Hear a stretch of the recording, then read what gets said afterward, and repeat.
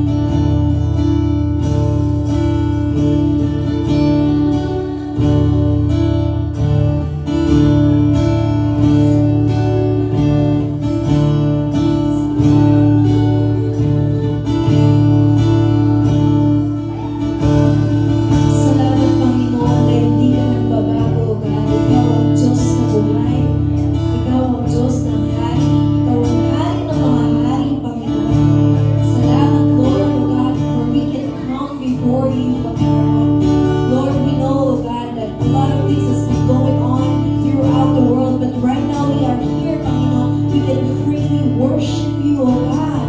Thank you, Lord, for that, Lord. Maraming salamat, Panginoon, dahil hindi ka nagbabago, O God.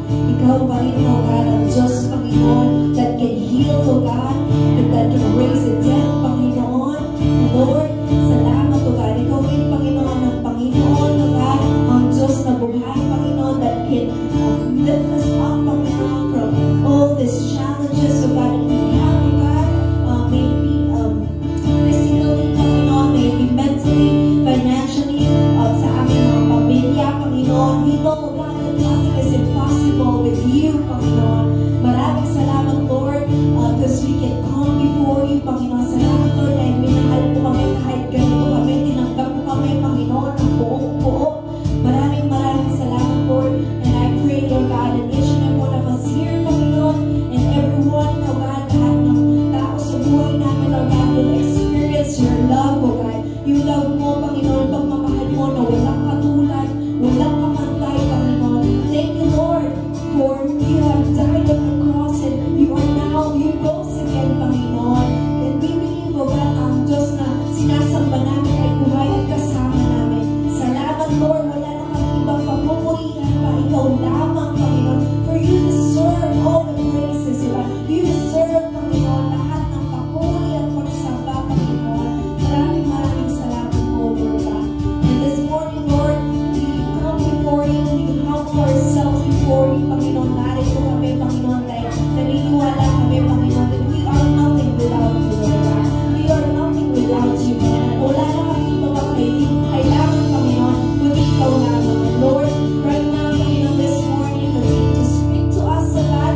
Fill us with your word, Panginoon. And Lord, inaalis po namin lahat ng distraction, Panginoon. Bagaman, Lord, we set our eyes on you, focus on you, Lord God. Open up our ears and our hearts, Panginoon. Make us a fertile soil, O God, ay yung salita mo, Lord God, ay maintindihan namin at may sa buhay din po namin. Maraming salamat po, Panginoon. We give back all the glory, honor, praises to you, Lord. And every God's people say, Amen and Amen.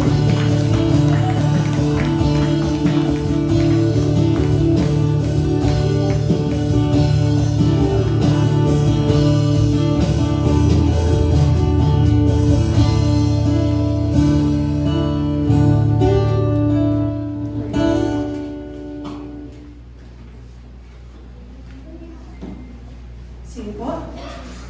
You can open the lights. Good morning po sa bawat isa sa atin. God is good. And all the time. God is good. Tayo po muna ay manalangin.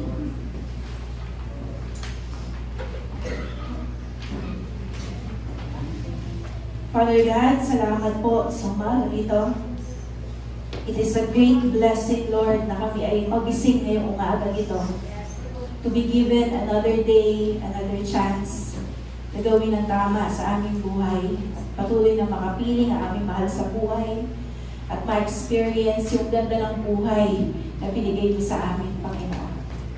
Salamat po, Banal na Espiritu, that you are abiding with us and in us. Hindi niyo po kami iniiwan o pinapabayaan man. Marami pong salamat. You are our senior pastor. You are, Lord, our great teacher. Ngayong umagang ito, Panginoon, ang panalangin mo namin, ang inyong boses ang marinig ng bawat isa, not the flesh, Lord, but your voice. At sa umagang ito, we just continue to focus our eyes on you. Lord, kayo po ang patuloy na magbago ng aming kaisipan, ng aming mga puso't damdamin, at ng aming mga kilos. Empower us, inspire us, correct us. Maraming salamat po. This all we pray in Jesus' name. Amen and Amen. Last week po, pinag-usapan natin that true faith is God-centered. No? So yun po yung ating topic last week. It's not about the size of your faith, pero it's more about the object of your faith. No? Ang ibig sabihin, hindi importante masyado kung gaano kataas at kalaki ang iyong pananampalataya. Kung mali naman, okay, ang sinasampalatayanan po natin. No, if our faith is in money, career, and even people, we will always be somehow disappointed. But if our faith is in God, you are standing on solid ground. Tama po ba? No, so yung buhay po ni Abraham, tinignan natin, he left his homeland, no, yung Haran, not because he was brave, hindi dahil matapang siya, but because he saw the glory of God. No, nakita po natin yung mga iba't ibang tao that saw the glory of God. No, si Apostle Paul, si King David, no, they all saw the glory of God, how glorious our God is. And that what makes our faith strong. Now, when you know God, kung sino siya, kung gaano katindi, kalalim, kalawak, kataas ang kanyang pag-ibig para sa iyo, know how powerful our God is, and His holiness and His faithfulness, eh hindi mo tayo bibitaw sa ating Panginoon. Sabi po ng Lamentations 3:22-23, dakila ang katapatan ng Panginoon. Amen? Sabi nga, kung hindi man tayo tapat, nananatili siyang tapat. Now, so what a comfort we have on those promises ng Panginoon. God's faithfulness does not depend on your performance, no, on your goodness, or in our sin. No? Ito'y nakadepende sa kanyang unchanging character. No? Kaya po, ang question natin ngayong umagang ito, kung naniniwala ka na talagang tapat ang Diyos, susunod ka ba? No? Because faith that is centered on God will always lead to obedience. At yun po yung ating topic ngayong umagang ito. So second series ng ating pinag-aaralan about true faith. No? True faith is obedient. Yan po yung ating topic ngayon. Okay. So faith that only stays in the head.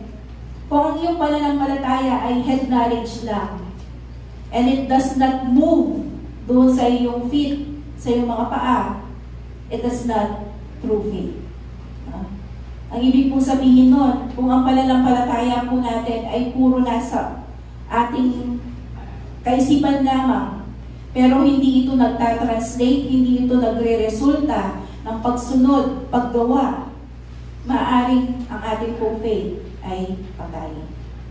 No? Kasi sabi po ng Hebrews 11:8-9, no, sa buhay po ulit ni Abraham, sabi niya, dahil sa pananampalataya, sumunod si Abraham nang siya'y utusan ng Diyos upang pumunta sa isang lupaing ipinangako sa kanya.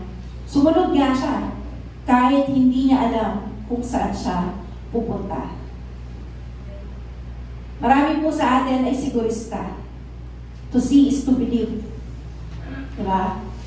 Dahil siguro, sa mga nakalipas, marami nang nanloko sa atin, marami ng mga fake news ngayon, marami ng mga AI, ano? Diba? Ngayon nauuso, kahit hindi ka parang nag-pictorial o hindi ka pumunta sa isang lugar, parang ikaw ay pumunta. No? Na-edit na mo ngayon. No? Kaya, baka dahil doon, marami ng mga sigurista. Pero kung sa buhay Kristiyano, kapag sigurista ka masyado at hindi umiiral ang pananampalataya, marami mo tayong nami-miss out. Amen? Kasi sabi po ng 2 Corinthians 5:7, sapagkat namumuhay kami batay sa pananampalataya at hindi sa mga bagay na nakikita. Amen? Faith means stepping out even when we don't see the whole picture. Kagaya ni Abraham, punta ka doon, sabi ni Lord. Nasaan ang doon? Diba? Pwede niya itanong yun. Nasaan ang doon? Basta sabi niya lang, umalis ka dyan, pumunta ka dito sa lugar na sasabihin ko. Wala pa naman kong Waze at Google Maps during that time. And even printed map ay wala rin. Amen? Nagre-rely o nakadepende lang si Abraham doon sa instruction ng Panginoon. Kapatid, kung sasabihin ng Diyos ang buong plano niya sa buhay mo, baka hindi ka rin maniwala. Kaya po, minsan, one step at a time. Amen? So, how many times tayo po, have we given God conditions before we obey? Diba? Lord, pag binigay mo to, susunod ako. Lord, kapag ginawa mo ito, susunod ako. Lord, kapag ganito, laging merong kondisyon bago tayo maniwala. Diba? Lord, kapag sinagot mo po yung prayer ko, susunod na po ako sa inyo. Magbabago na po ako. But, ito yung dapat nating maintindihan. Wala po tayong karapatang magbigay ng kondisyones sa ating Panginoon. Diba? Amen? Kasi kapatid, bayad na po tayo. When I say bayad na, ibinigay na po ng ating Panginoong Jesus ang kanyang buhay sa atin. Ano pa ho ang ating kailangan hingin sa Kanya? Amen? Pero alam nyo, napakabuti po ng Diyos. Even sa ating mga kahinaan, tinutulungan niya po tayo para tayo ay sumampalataya sa Kanya. No? Meron kang maririnig na testimony, ay, ganito yung ginawa ni Lord. No? Binibigyan niya po tayo ng personal experience sa Kanya. Para po talagang malaman natin na ang Diyos ay buhay. Nakikinig at tumutugon ng ating mga panalangin. Pero kalaunan kapatid, kapag tayo ay nag-base na lang sa feelings and emotion, hindi po tayo nag-grow sa ating pananampalataya. Diba? Ay, may inabot ko. Gandang kaya yung presence ng Lord. Amen? Amen. Mupugit ang kilabot. O tamay nga rin lakam. Amen? Sabi po ng Hebrews 11:9, dahil din sa kanyang pananampalataya, siya'y nanirahan bilang dayuhan sa lupang ipinangako sa Kanya. So, faith is really obeying even when the future is unclear. Kahit parang ang labo, Lord, no? Susunod ka pa rin. I was having a devotion this week sa Genesis 28, if I'm not mistaken, sa buhay mo ni Isaac. Sa Bible, laging merong famine. Kung babasahin niyo ang Old Testament, laging may taggutom, gano'n. No? And then, ang sabi ni Isaac, pupunta ako sa Egypt. Pero ang sabi ng Lord sa kanya, huwag kang pupunta ng Egypt, magstay ka sa Gerar, sabi niya. So kung i-compare po natin, baka ang Gerar is like the Philippines na medyo third world country, mahirap, struggling, at ang Egypt ay isang mayamang bansa. Sa matino at logical way ng pag-iisip, pupunta ka doon sa tingin mo na merong resources, opportunity. Tama mo ba? Pero, ang sabi ng Lord kay Isaac, huwag kang pumunta doon, magstay ka dyan.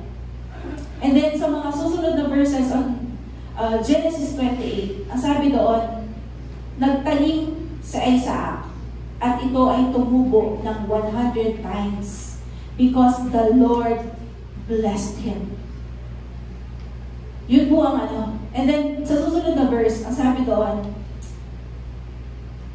yumaman ng yumaman si Isaac until he became a very important person. Kapatid, ano po yung makikita natin doon? Madalas, hindi mo talaga gets ang instruction ng Panginoon. Meron siyang nire-reveal sa'yo na dapat mong gawin na parang wala sa logical way, no? Not in a natural way, no? Pero kapag sumunod mo tayo, doon natin nakikita yung blessing ng Panginoon sa buhay mo natin. Biruin mo yun, nagtanim siya at nag-yield ito ng 100 times doon sa kanyang itinanim. At ang dahilan is because the Lord blessed him. Kapatid, ang pagsunod po ay may blessing. Amen? Obedient.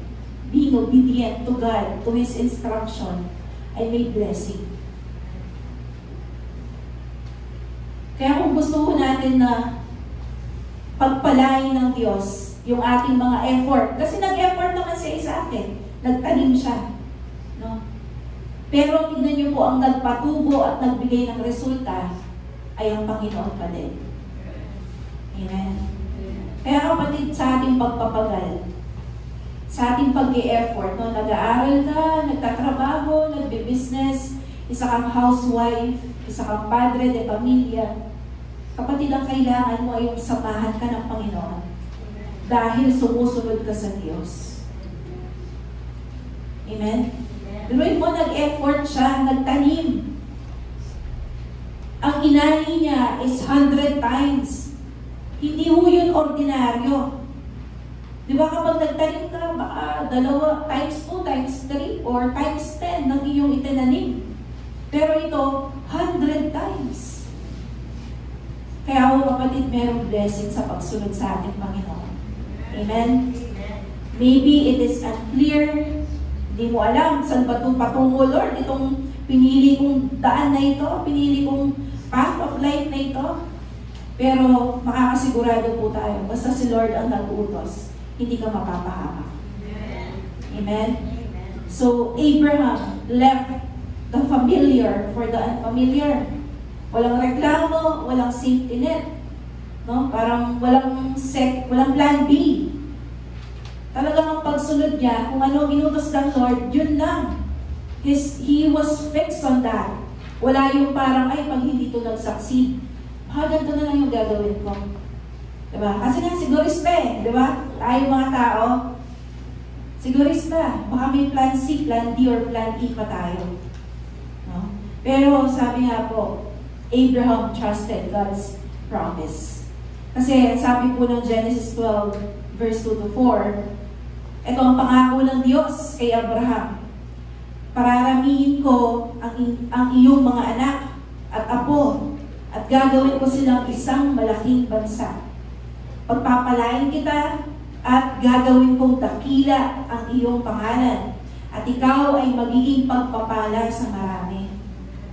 At ang sa iyo'y magpapala ay pagpapalain at ang sa iyo'y sumumpa ay aking susumpain. Sa pamamagitan mo, lahat ng bansa sa daigdig ay aking pagpapalain. Sumunod nga si Abram, di pa ho siya Abraham, no? Kasi later on pa ho pinalitan ng Diyos ang kanyang pangalan. Sumunod nga si Abram sa utos ni Yahweh, nilinisan niya ang Haran, yung lugar ng kanyang punasan ng kanyang pamilya, nung siya'y 75 taon, 75 years old. Sumama sa kanya si Lot, yung kanyang pamangkin. Kung alam po natin ang buhay ni Abraham, isa lang ang naging anak niya. Di ba? Sa kanyang lifetime ay Isaac, no? Sa kanyang asawa, no? Though meron siyang naging tawag dito, parang tinulungan niya kasi si God, kaya nagkaroon pa siya ng another na anak, si Ishmael, no? Doon sa alipin ng kanyang anak, dahil nag-promise ang Lord 75, ang inantay nila 25 years pa before po sila magkaroon ng talagang sariling anak nila ng kanyang asawa na si Sarah, no? Pero kung titignan mo natin sa buhay niya, Abraham, sabi dito, never wavered on his belief in God. No? So, ang pangako ng Diyos, hindi man niya natupad sa lifetime niya. Kasi ang pangako ng Diyos, ang magiging lahi mo, maging kasing dami ng buhangin sa seashore, okay? Sa dalampasigan. At alam niyo ba na kahit hindi nangyari sa lifetime ni Abraham yung pangako ng Diyos, natupad pa po. Natupad pa rin yung ipinangako ng Panginoon. Paano? Paano? Kasi kung ano mo, ilan bang population ng mga Israelita? No? The whole Israel. Kahit sabihin mong 100 million kagaya ng Pilipinas or maybe less, no? Baka hindi pa rin mo yung sasapat doon sa buhangin no, mai-compare doon sa number of buhangin doon sa dalampasigan. Kasi meron mong sinasabi ang Galatians 3:29. Sabi kong ganyan, at kung kayo'y kay Kristo, kayo'y mga anak ni Abraham at tagapagmana ng pangako ng Diyos. Lahat po tayo, kahit hindi tayo Hudyo o mga Israelita, kapag ikaw ay sumampalataya at na kay Kristo, ang sabing ganyan, ikaw ay anak ni Abraham. You are a spiritual child. Tayo ay mga spiritual children ni Abraham. Kaya kung titignan mo sa buong mundo, lahat ng true believer of our Lord Jesus Christ ay anak ni Abraham. At ang mga ipinangako kanina na yung mga magbibless sa'yo, ibibless ko. Yung mga mag-curse sa'yo, i-curse ko. Ikaw ay pagpapalain, ikaw ay magiging tanyag sa buong bansa. Amen? All of those ay you can claim because anak ka ni Abraham. Amen? Kapatid, ano mo yung pinanghahawakan at panalangin mo sa Diyos? Na parang nawawalan ka na ng pag-asa, matutupad pa kaya ito? Tingnan mo natin ang buhay ni Abraham. Hindi natupad ang pangako ng Diyos on his lifetime. Pero tinupad niya sa mga susunod na henerasyon. Lord, bisa ako pong magka-mansion. Bisa ako pong magkabalay. Baka si Lord, yung ganun na pamumuhay ay sa iyong anak na, sa iyong mga apo na. Diba? Amen? Ano po kaya yun? Yung pinapangako ng Lord sa inyo, na parang, nangyayari pa kaya ito? Kapatid, kapag po nangako ang Diyos, siya'y tutupad.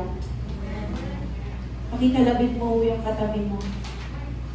God is faithful. Amen? Are we willing to follow God? Kahit to hindi mo natin nakikita pa yung full promise in our lifetime. Amen? Sabi kong ganyan ng James 2:14 or Santiago, nire-remind mo tayo, sabi niya, mga kapatid, ano ang pakinabang kung sasabihin ng isang tao na siya'y may pananampalataya, ngunit hindi naman ito pinapatunayan sa gawa? Maililigtas ba siya ng ganitong uri ng pananampalataya? Ang sinasabi mo ng James is that ang pananampalataya ay may resulta. Real salvation has fruit. No? Meron mo laging fruit na nakikita sa ating buhay kapag tayo'y totoong nanampalataya. No? Sabi po ng Lucas 6:46-49, ang dalawang uri ng taong nagtayo ng bahay. Ito po yun. Sabi niya, bakit ninyo ako tinatawag na Panginoon, Panginoon? Ngunit hindi naman ninyo tinutupad ang sinasabi ko. Sasabihin ko sa inyo kung ano ang katulad ng taong lumapit sa akin, nakikinig sa aking mga salita, at nagsasagawa ng mga ito. Tingnan niyo po yung 3 steps. Lumapit, nakinig, at nagsagawa. Hindi ho tumitigil sa paglapit at pakikinig ang ating pananampalataya. Ito po ay dapat na isinasagawa, inaaksyon, ina-apply sa ating buhay. Amen? Sabi niya, kapag ginawa mo yon, ikaw ay katulad ng isang taong humukay ng malalim at nagtayo ng bahay sa pundasyong bato. Nang bumaha at bumugso ang tubig, hindi natinag ang bahay na itinayo, sapagkat matibay ang pagkakatayo nito. Madalas po pala, bumabagsak ang ating pananampalataya, ang isang tao, dahil hindi malalim at hindi ito nakatayo sa isang matibay na pundasyon. Amen? Kung kayo po ay engineer o mayroong alam sa pagko-construct, the more na malalim ang pundasyon, ang hinukay, no? At nag-build sila doon, the more na magiging matibay ang itatayong bahay or building. Kaya the more na mataas ang building, the more na malalim ang hukay. Pansinin ho niyo yung mga construction sa daan. Kung may nadaanan mo kayong nag-build ng building or hospital, nagtataka ka, bakit ang lalim ng hukay na ginawa nila? It's because para ito ay maging matatag at proof sa earthquake, di ba? Ngayon, kakatapos na ng earthquake na nangyari sa Cebu. Pagkatapos ng sunod-sunod na bagyo, earthquake naman. Ano kaya ang itinuturo ng Panginoon sa atin? Hindi ko kaya tinatawag tayo para gumising. Because ang sabi ng Biblia, mararanasan niyo lahat yan. No? Pero yun ay birth pain pa lang, kumbaga sa nanganganak. Yan ay mga paunang signs pa lang na malapit na ang ating Panginoong Jesus sa kanyang muling pagbabalik. Amen? Kaya kapatid, tanongin mo yung sarili mo, saan ka nakatayo? Matibay kaya yung pundasyon na iyong tinatayuan? Madami nakasandal sa pera o sa kanino man. Pero yun nga kapatid, in just one click, pwede mong mawala lahat yan. Amen? Biruin mo yun, isang earthquake lang, o wala na lahat ng itinayo at pinagpaguran ng isang tao. Saan mo tayo nakatayo? Saan tayo nakasandal? Saan tayo nakakapit? Huwag sana sa patalim. At huwag sana kayo bumbahin. Kung hindi sa ating Panginoon. Amen? Verse 49, ngunit ang nakikinig naman ng aking mga salita at hindi tumutupad nito ay katulad ng isang taong nagtayo ng bahay ng walang pundasyon. Nang bumaha at bumugso ang tubig sa bahay na iyon, kagad itong bumagsak at lubusang nawasak.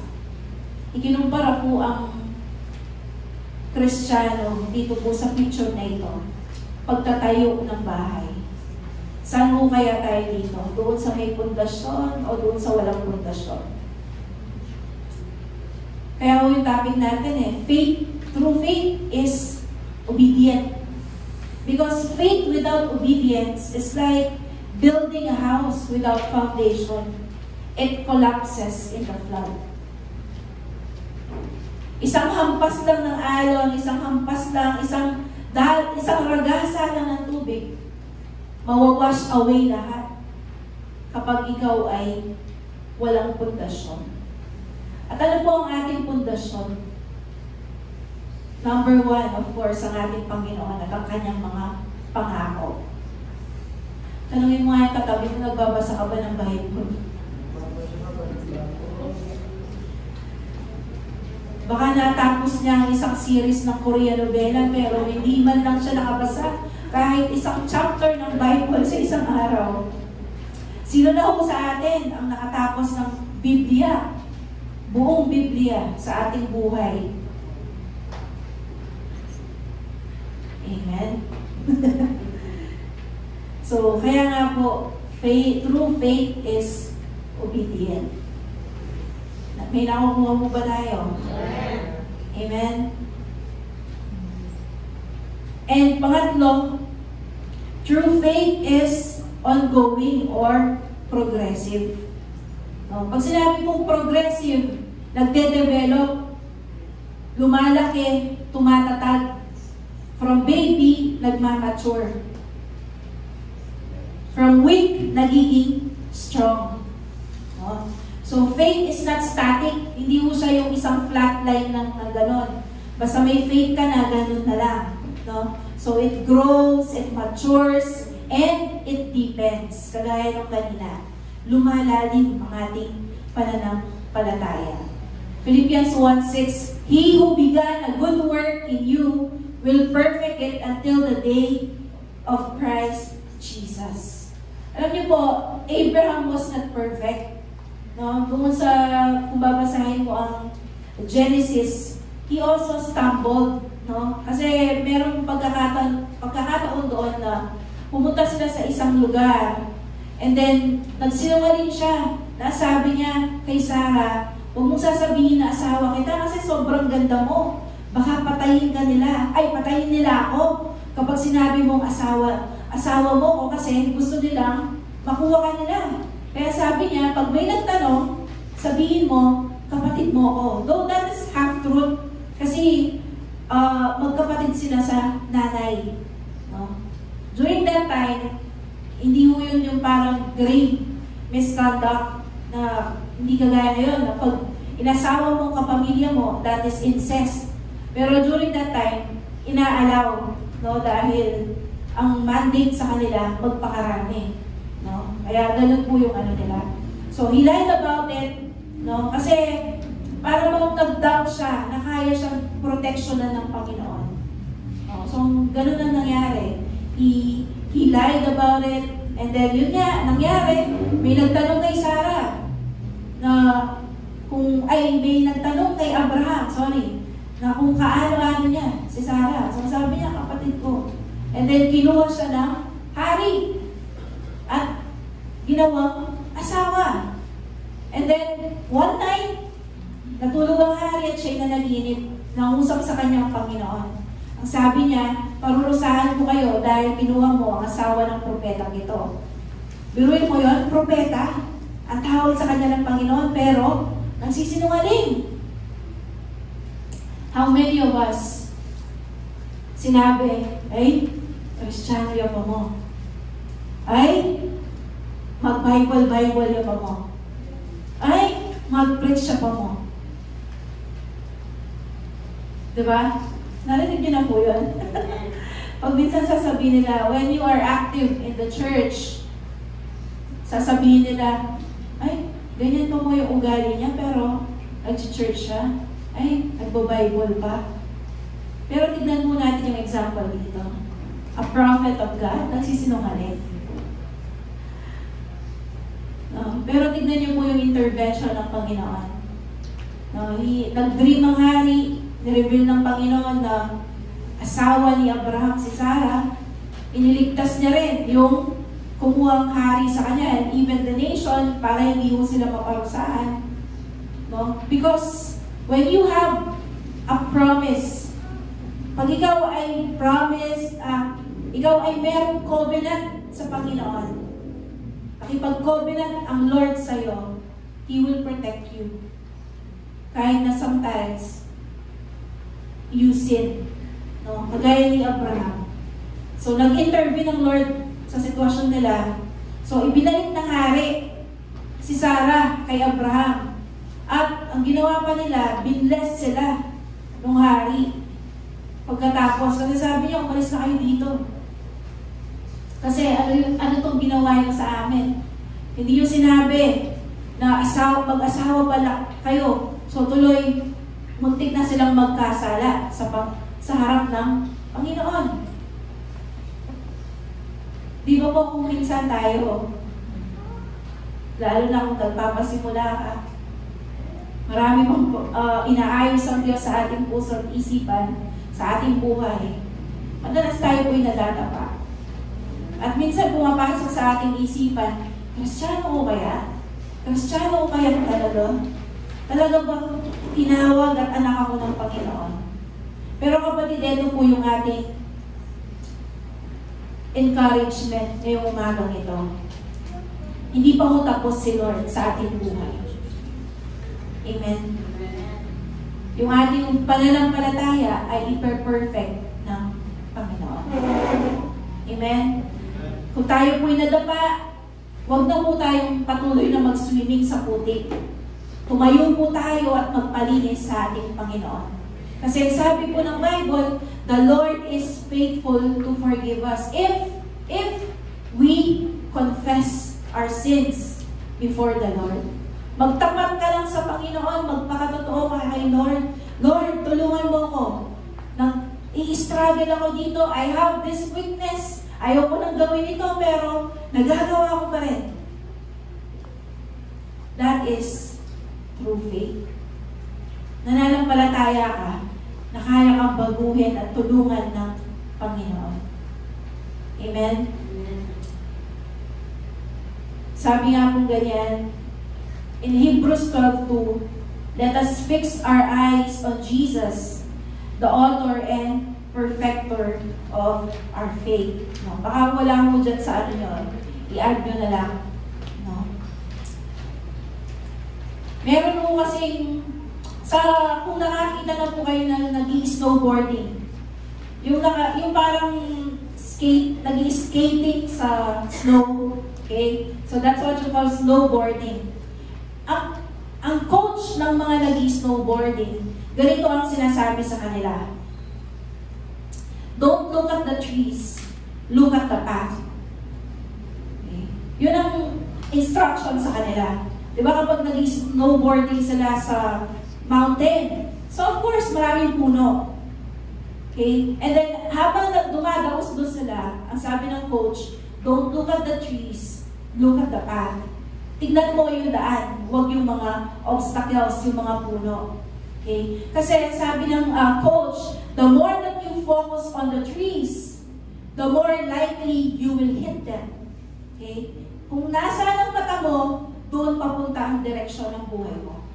Kaya kung lagi mong iisipin, ay dapat huwag akong magkasala, huwag akong magkasala, huwag kong gawin ito, huwag kong gawin ito, the more that you will do it. Bakit? Ang iniisip mo is yung kasalanan na hindi mo dapat gawin.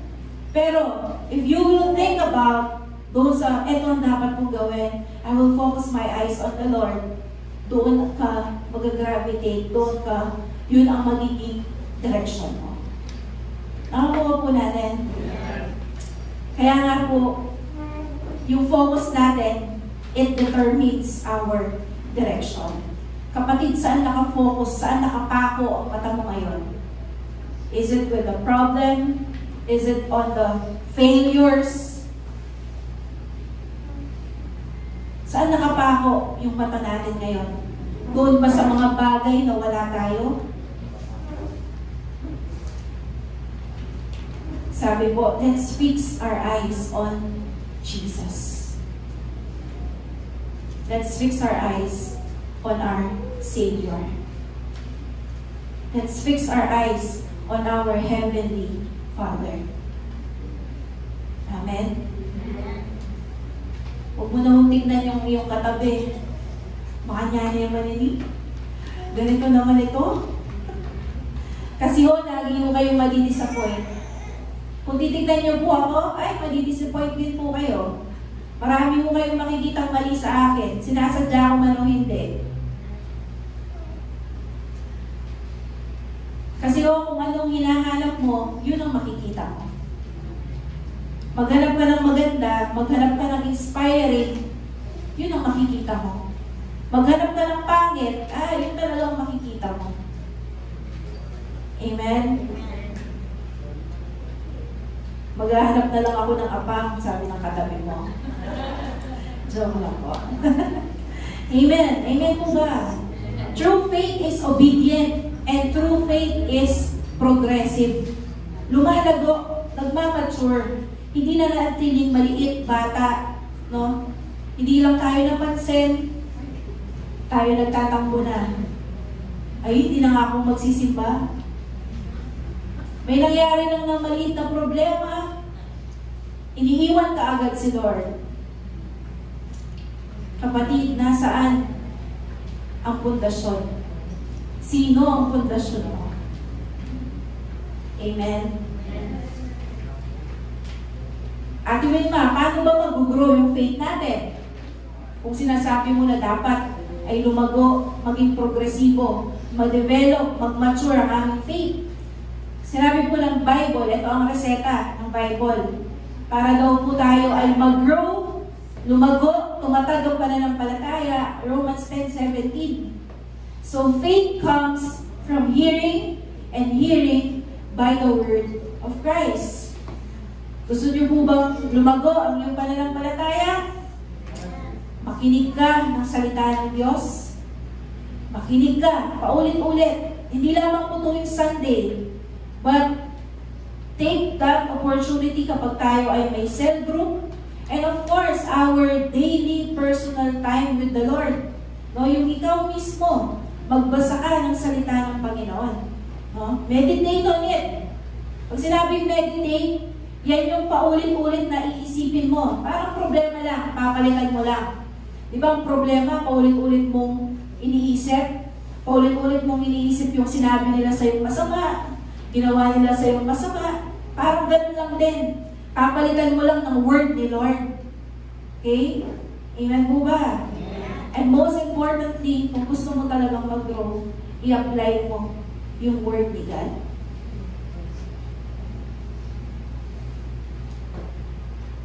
Dito tayo medyo sumasablay. Ang daming alam sabihin, i-quote ng verses, pero kulang yata sa gawa. Amen?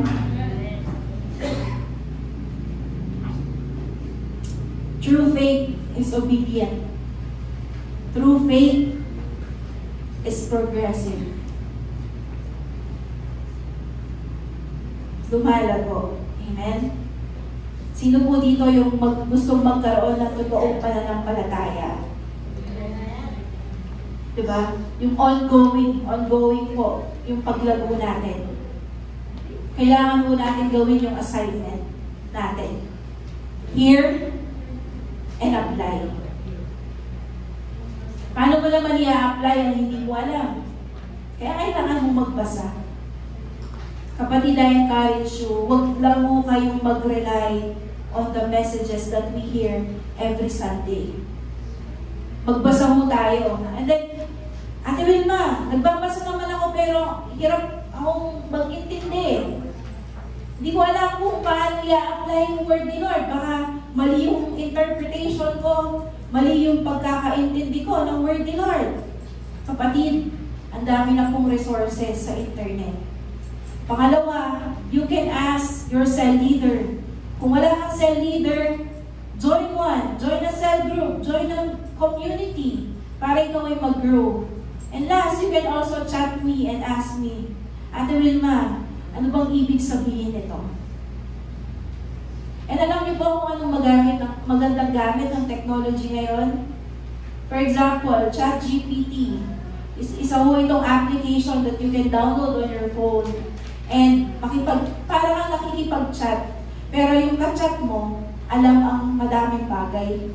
So you can ask, ano ba ang ibig sabihin nito? Anong context nito? Amen? Kasi po, pag nagbabasa ka ng Bible, ito dapat mong tanong. Sino ba ang kausap dito? Sino ang sinasabihan dito? Ano ang culture during that time?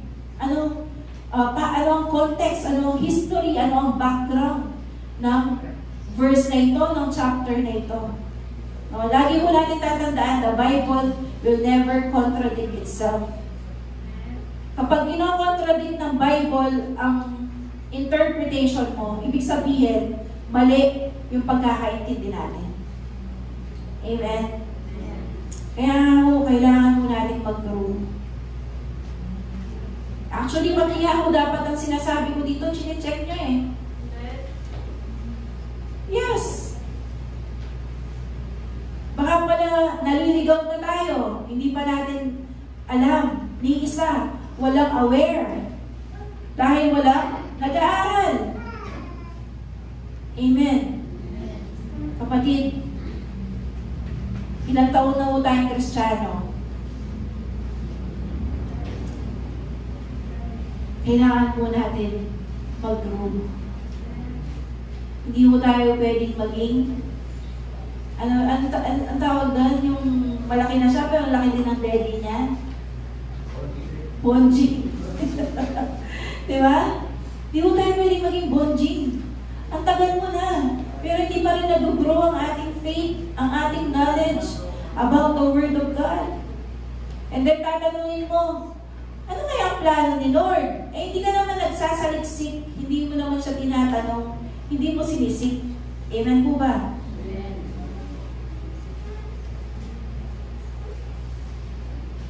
Faith comes from hearing and hearing the Word of Christ.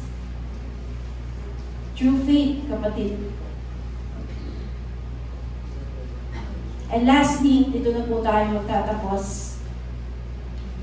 True faith is dedicated or surrendered. Okay. Ang ultimate test na ibinigay ng Panginoon kay Abraham ay nung nandyan na yung kanyang ipinangakong anak at hinihingi niya. Sabi niya sa Genesis 22, sinubok ng Diyos si Abraham. No?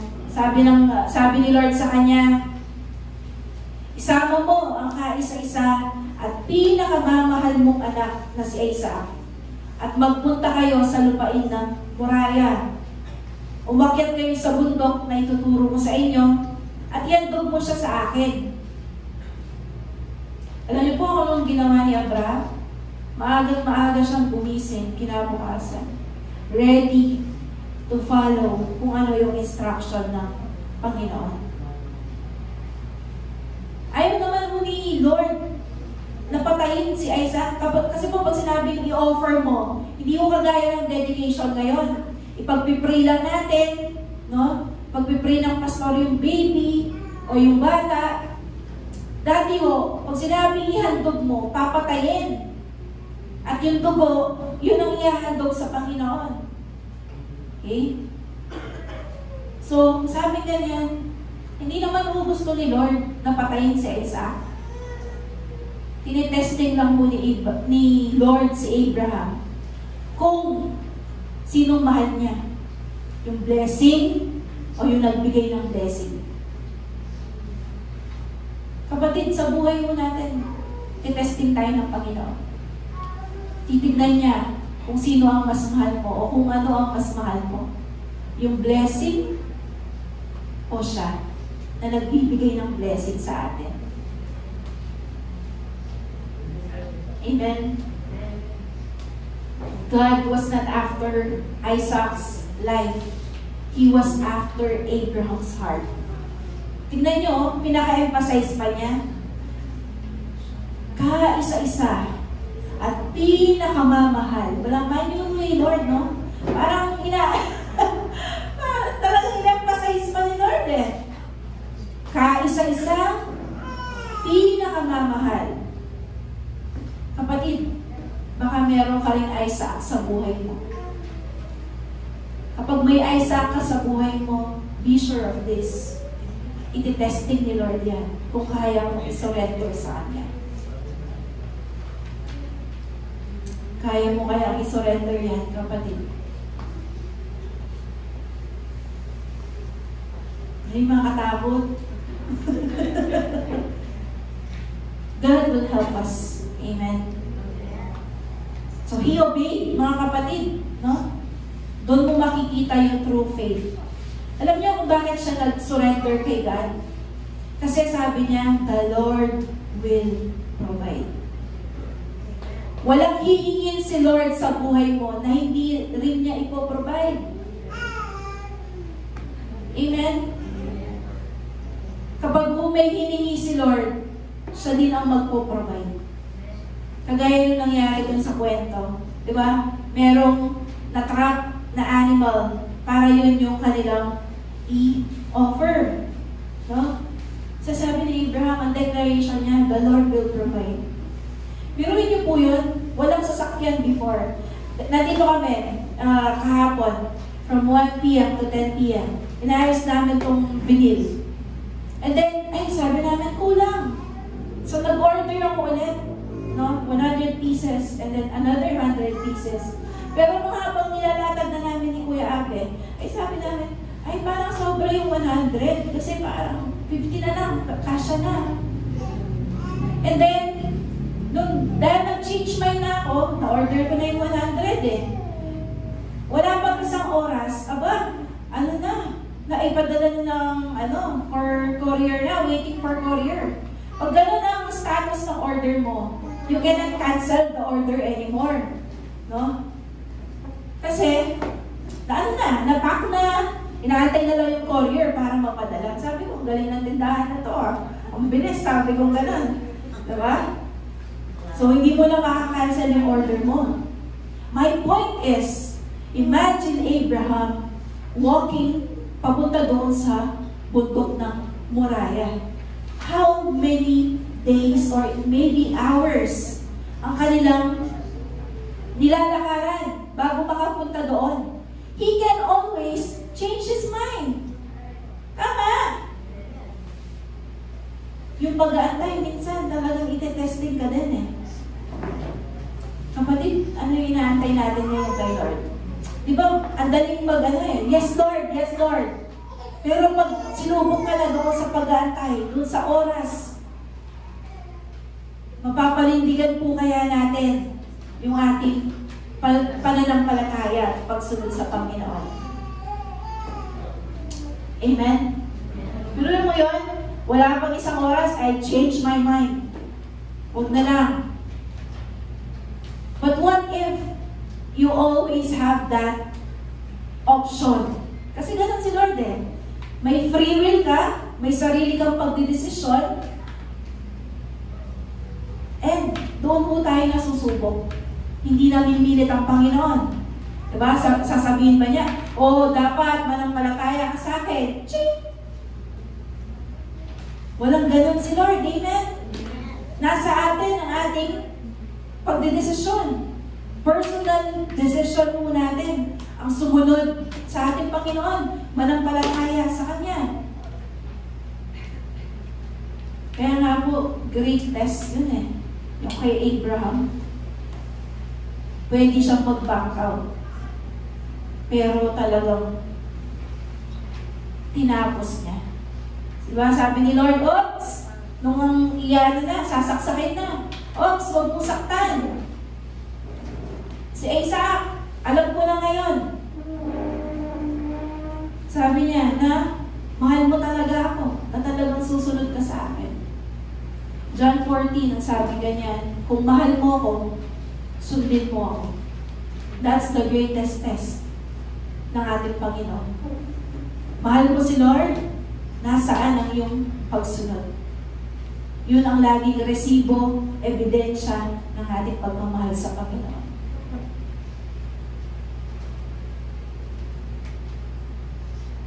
Kapatid, ito po personal testimony ko. Yung pagkatawag na magpastor, kung may option lang ho, sabi ko kay Pastor Lothar, Pastor, huwag na po. Kasi sabi ko, pwede naman po akong maglingkod kahit wala akong posisyon na pastor. Kasi ginagawa ko na yung mag-cell group, mag-serve kahit in any capacity and in any way na makayanan. All glory for God. Pero sabi ganyan, Ali, inawas na kang Lord, Inawas na kang Lord. Kuntangan niyo pa po ng tao, nung buhida ako. Amen? Nung approve ko po kaya ako. And as I go through itong mga ilang months ng pagiging pastor, sabi ko ganyan, Lord, makanini po pala yung pastor. And alam niyo ba na sabi ng client ko, sabi niya, kumusta kayo kaya na? Okay, kukwento ko na. Kinukwento ko yung nangyayari sa ating gobyerno, ganyan. Tapos sabi ko, yung savings namin sa bangko, binigyan pa ng tax. Yung lahat ng kikitain ng pera mo sa bangko, may 20% kaltas pa ang gobyerno, sabi ko. Tapos sabi ko ngayon, nagkakagulo kasi tuloy-tuloy ang bagyo, lumitaw, yung mga projects, hindi pala totoong nagawa, o kaya naman, palpak. No? And then, ano yung sabi niya? Ayaw mo pumunta dito sa US. Sabi niya, may trabaho ka pa rin. Pumunta ka dito, sabi niya. O kaya, ayaw mo bang lumipat ng ibang lugar?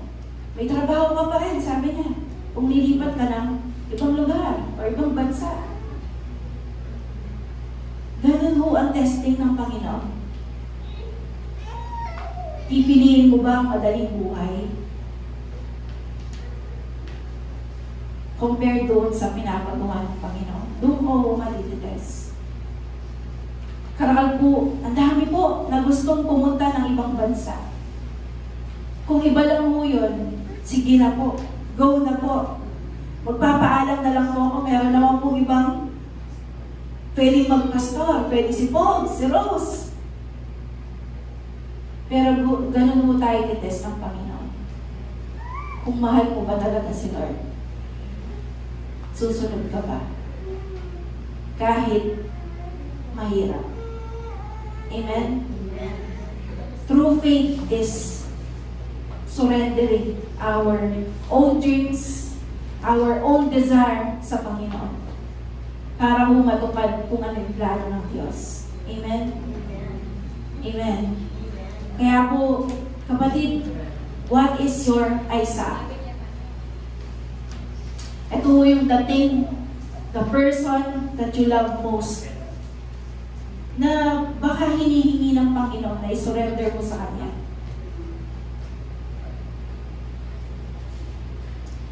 Kapag po nag-contradict yung logic at yung pagiging practical, will you still obey the voice of God in your heart?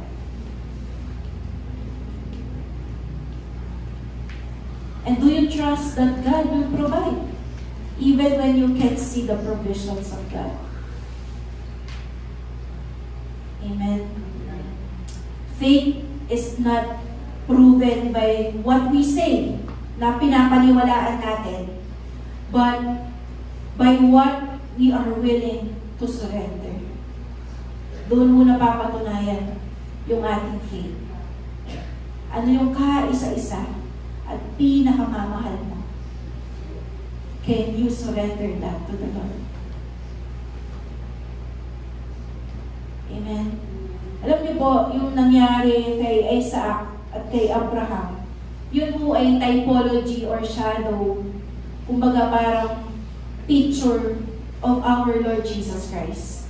Kasi kung saan po ini-offer ni Abraham sa Isaac sa bundok ng Moriah, ay doon din po talaga napako ang ating Panginoong Jesus. And Isaac was a picture of our Lord Jesus Christ. And Abraham was the Father God. Na in-offer niya yung kanyang kaisa-isa at bugtong na anak para mo sa ating mga makasalanan. That was the picture of that. No, yun ho yung shadow or foreshadow na tinatawag. No? So, if God did not spare, ito kapatid yung lagi mong itanong sa sarili mo, if God did not spare yung kaisa-isa, pinakamamahal na kanyang anak para sa atin, ano pa ang hindi niya kaya ipagkaloob sa atin? Amen. Kay liit ng ating pananampalataya. Kaya nga po, true faith is God-centered, it is obedient, it is ongoing, and it is dedicated. Kaya po good. Diba? Faith, true faith is good. God-centered, obedient, ongoing, and dedicated. Kapatid, Abraham was not perfect, kagaya ho natin. Pero yung kanyang pananampalataya, it was real, at ito ay napagtagumpayan niya yung test of time. Kaya nga po kapatid, ito yung gustong i-develop ng Panginoon sa atin. True faith. Hindi ka lang maging religious, na puro ritual, puro ka merong ginagawa para meron kang makuha. Hindi mo transactional ang ating relasyon sa Panginoon. Amen? Sabi kong ganyan, let us choose today to trust and obey God, to grow our faith, and to surrender everything because the God who called us is faithful. Amen? Tapat ang tumawag sa inyo at gagawin niya ito. Yan po ang sabi ng 1 Thessalonians 5:24. Tumayo mo tayong lahat, tayo manalangin. Panginoon, salamat po sa kahulugan ng tunay na pananampalataya. Thank you, Lord, you are challenging us this morning na tunay na ipakita ang resulta ng aming pananampalataya. At yun po ay sa pamamagitan ng pagsunod pag-surrender sa inyo, Panginoon, at pag-grow ng aming faith. Lord, tulungan niyo nga po ang bawat isa sa amin na tunay kaming magkaroon ng tunay na pananampalataya sa tunay nag-iisa at buhay na Diyos, the Creator of universe, the Creator of our lives, the Giver of life. Marami pong salamat, Lord. Tulungan niyo kaming mabago ang aming kaisipan at patuloy po namin kayong makilala. Patuloy po kayong mag-reveal sa aming buhay, Lord. Kung sino po ba kayo sa aming buhay. Father God, I pray, Lord, tulungan niyo po kami kung mahina ang aming pananampalataya. Right now, kapatid, kung ikaw ay may struggle, merong kahinaan na nararamdaman, now is the time to draw strength from the Lord. Kung gusto mo pong itaas ang iyong kamay, as an act of surrender, you may do so. Kung gusto mong lumuhod, you may do so as an act of surrender. Lord, nakikita niyo po ngayon ang aking mga kapatid. Nagsusurrender ng kanilang buhay sa inyo. Nagsusurrender ng lahat sa inyo, Lord. Nagsusurrender ng aming mga struggle, weaknesses, and even kabigatan. Lord, right now, I pray for your Holy Spirit to comfort them, to strengthen them, and empower them right now. Lord, tulungan niyo po kami mapagtagumpayan namin yung testing of our faith. Kapatid, kung ikaw ay naghihirap ngayon, para bang wala ng katapusan yung hirap, kung ikaw ay nalulungkot, nawawala ng pag-asa, God is here right now, and you can pray to Him and ask for His help, because the God that we worship is our Father who cares for us and who loves us so dearly. Come on, kapatid. Don't rush. Hallelujah, Father. Salamat po. Holy Spirit, touch every heart right now. Strengthen, Lord. Stir up our faith right now. Lord, I pray and declare fire of the Holy Spirit. Lord, I pray strong faith right now in Jesus' name. Even those who are watching online, Lord, I pray for healing, strong faith in the name of Jesus. Lord, salamat, salamat po, Panginoon. Ikaw ang object of our faith. You are our strong foundation. Kayo po ang aming kalakasan, sandigan, O Lord God. Kailanman hindi po kayo nagkukulang sa amin, O Lord God. Maraming salamat po, O Lord. Salamat, salamat po, Panginoon. We worship you, Lord. We love you, O Lord God. Susunod po kami, Panginoon. Hallelujah. Thank you, Father.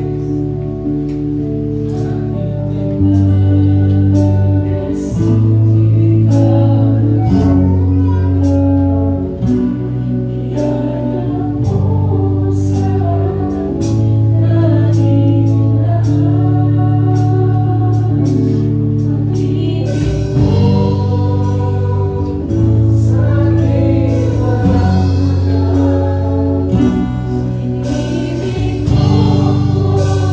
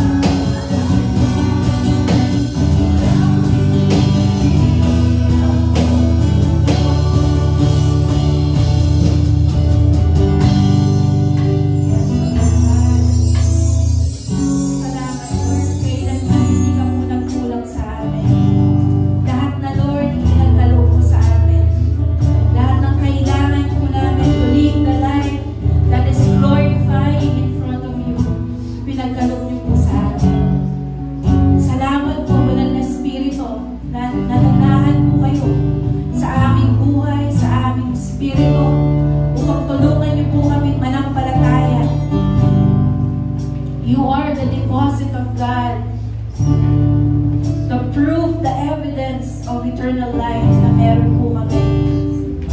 Salamat, Lord, for all the benefits.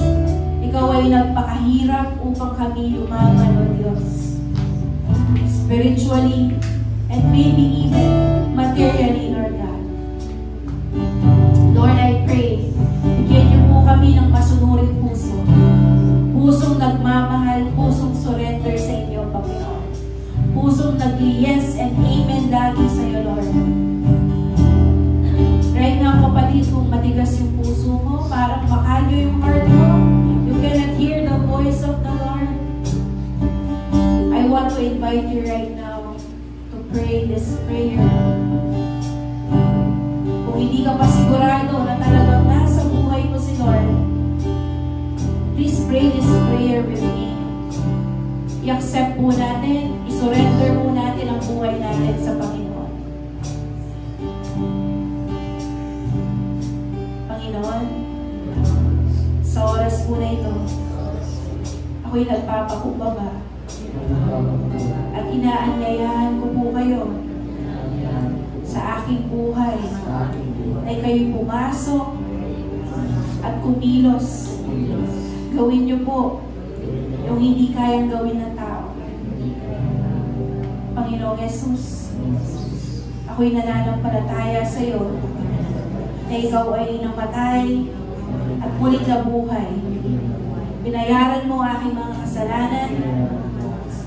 Sa oras na ito, tinatanggap ko ang iyong regalo na walang hanggang buhay. Tinatanggap kita bilang aking tagapagligtas at sariling Diyos. Simula po sa araw na ito, kayo na po ang masunod sa aking buhay. Tulungan niyo po akong lumago ng pagkakilala sa inyo at ako'y maging masunurin sa iyong kalooban. Kayo po ang umupo sa trono ng aking buhay.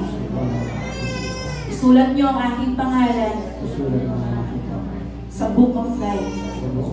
In Jesus' name, amen, amen, and amen. We hope we can all be seated. Tayo po ngayon ay dadako sa ating communion because it is the first Sunday of the month. And I would like to call Pastor Amina to officiate ang ating communion. And I would like to call the ushers to be in front. Hawak yung mga elements para po ito ay mapag-pray.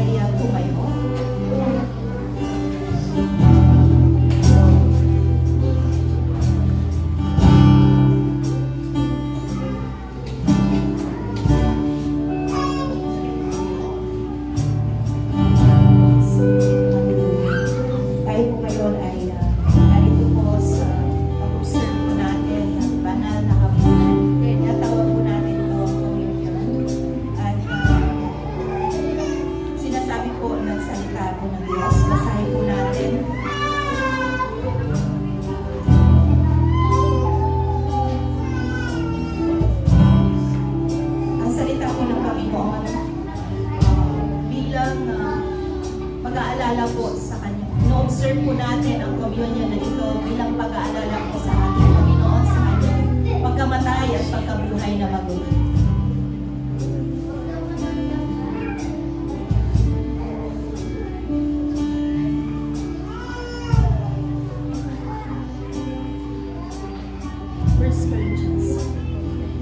Sa 1 Corinthians 11:24.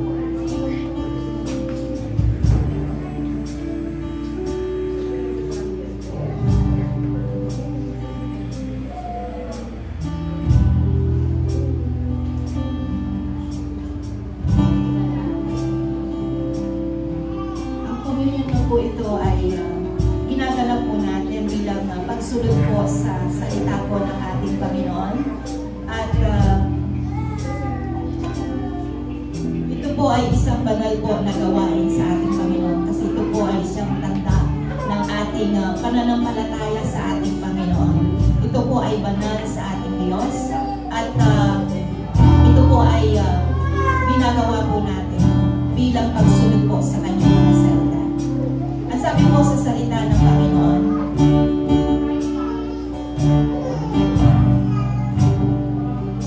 tinatanggap ko ang aral ng Panginoon at pinabahagi ko naman sa inyo. Ang Panginoong Jesus nung gabing pinagkanulo ay dumampot ng tinapay. Matapos magpasalamat ay hinati yun at sinabi, ito ang aking katawan na ibinibigay para sa inyo, gawin ninyo ito bilang pag-aalala sa inyo. So ang banal po na hapunan, tinatawag po natin communion, ay isa pong gawain po ng ating pag-aalala sa ating Panginoon. Amen? Kaya nihiling ko po sa ating mga ushers na i-distribute po ng ating mga elements.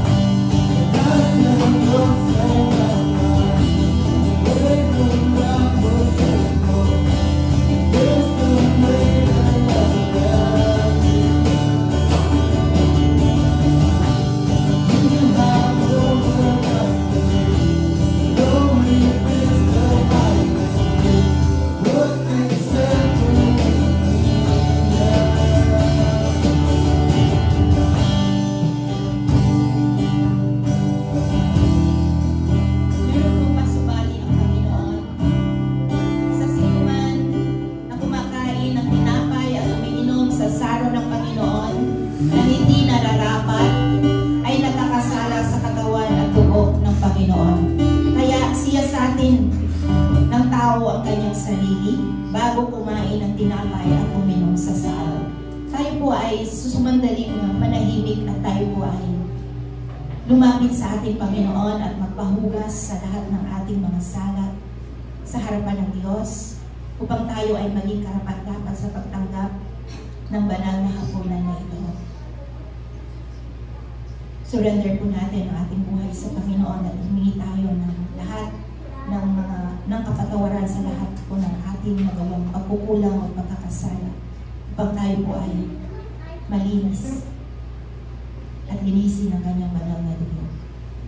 Thank you, Lord God. Lord, sa oras nito, kami, Lord, na kami nagpapakumbaba sa iyo.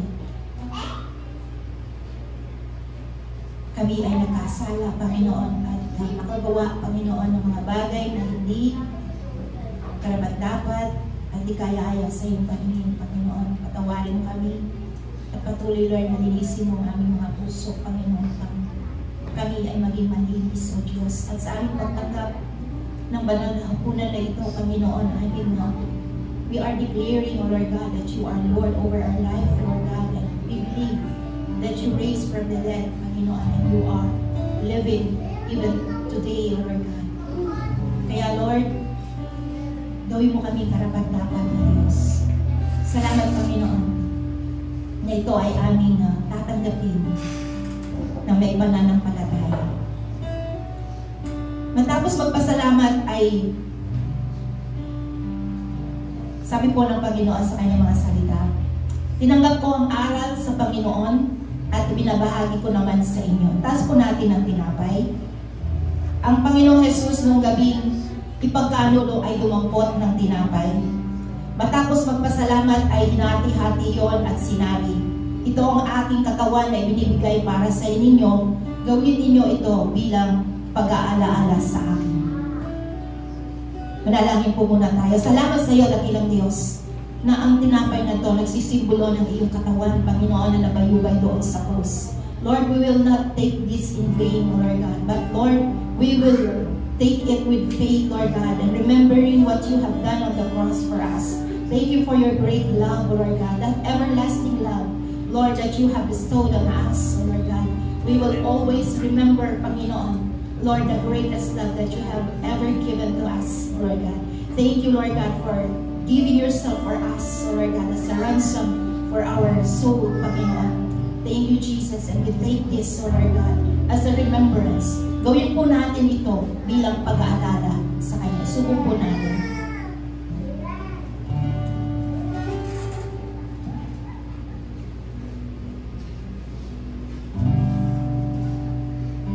Thank you, Lord God. Tas po natin ang ating mga saro.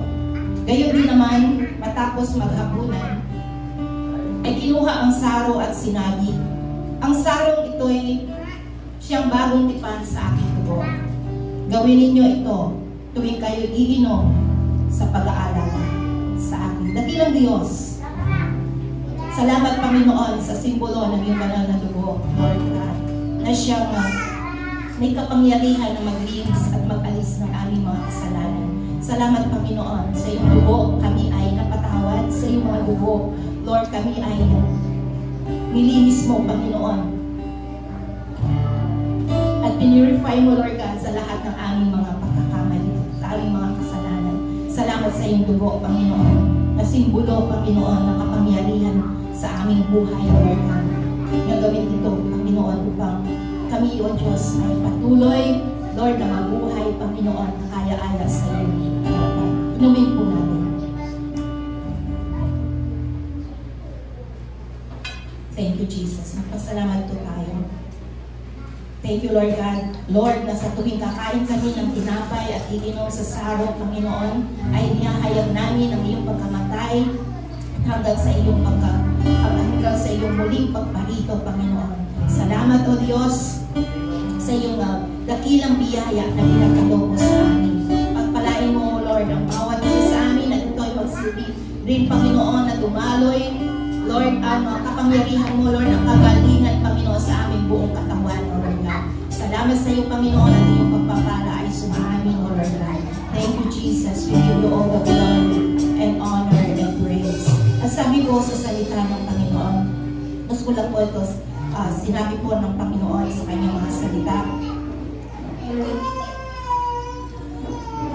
May the God Himself, the God of peace, sanctify you through and through. May your whole spirit, soul, and body be kept blameless at the coming of our Lord Jesus. Naway ang Diyos mismo, ang Diyos ng kapayapaan, ang bumanal sa inyo ng lubusan, naway manatiling walang kapintasan ang buo ninyong katauhan, espiritu at kaluluwa at katawan hanggang sa pagdating ng ating Panginoong Jesucristo.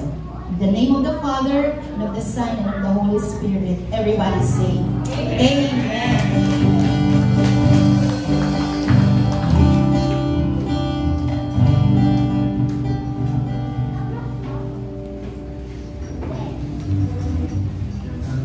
Sige po, i-ready na po natin yung tithes and offering natin. Ang sabi po kanina ni Pastora, katulad ni Isaac, nagtanim po siya, and then bumalik po sa 100 times. Amen po ba? Alam niyo po, si Lord nag-bless sa mga sumusunod sa kanya. Amen po ba? Kaya po sige, i-ready po natin yung tithes and offering natin. And then, pwede niyo pong isulat sa yung mga offering niya, pag-pray natin, prayer nyo, na maidala natin yung family natin. This offering is for my family, this offering is for my business, na sa mga nag-open ng business o nag-business, this offering para sa mansion namin, sa bahay namin, diba? Kaya po sige, let us all stand.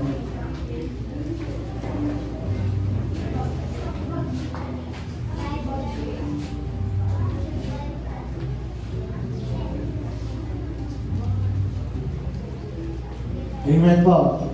Si Lord po ay tapat sa mga taong tapat po sa Kanya. Amen.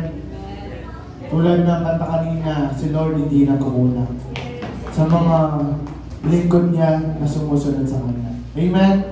Sige po, let us pray. Father God, we thank you, Lord God, for the blessing, favor, Panginoon, ibinibigay niya sa amin at nararanasan namin, Lord God. Kaya salamat po, Lord God, na patuloy ka namin susundin, patuloy namin ibibigay yung dapat para sa iyo, Panginoon. Kaya salamat po, Lord God. In-honor ka namin, in-glorify ka namin, Lord God. In Jesus' mighty name we pray. Amen. Amen.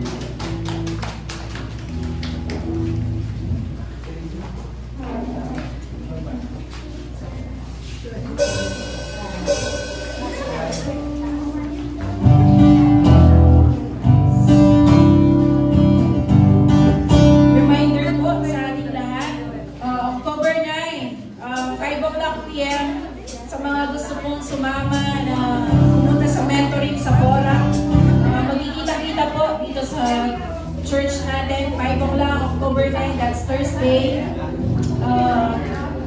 Let us know kung kayo po ay nagsasama.